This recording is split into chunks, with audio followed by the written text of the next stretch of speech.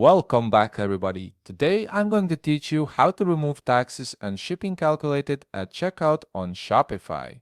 This is especially useful if you want to simplify your checkout process and display custom messaging instead of the default tax and shipping calculations. Let's get started. First, open your browser and navigate to shopify.com.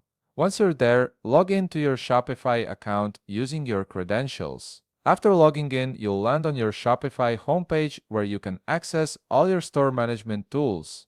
Now, on the left side of your screen, you'll see a navigation panel with various options. Click on Settings. This will open up the Settings menu where you can configure different aspects of your store. Settings is your control center for everything from payments to shipping policies. Once you're in the Settings menu, look again at the left side panel and click on Taxes and Duties.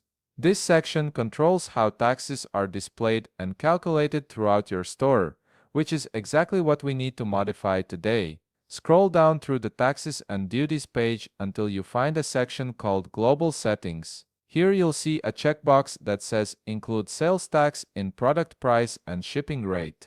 Go ahead and uncheck this box. By doing this, you're removing the automatic tax calculations that appear during checkout. Once you've unchecked it, you can close the settings window. Next, return to the main navigation panel on the left side and click on Online Store. This is where you manage your theme and storefront appearance. On your current theme, you'll notice 3 dots beside it. Click those 3 dots and from the drop-down menu, select Edit Default Theme Content. This opens up the language editor where you can customize all the text that appears on your store. Now, click on the search icon located on the right side of the screen and type in Shipping Calculated. This will help you quickly find the specific text fields we need to modify. Look for the field labeled Duties and Taxes included shipping at checkout without policy. You'll see content underneath it. Delete whatever's there and replace it with Free Shipping Nationwide. Once you've entered that text, copy it because we'll need to use it multiple times.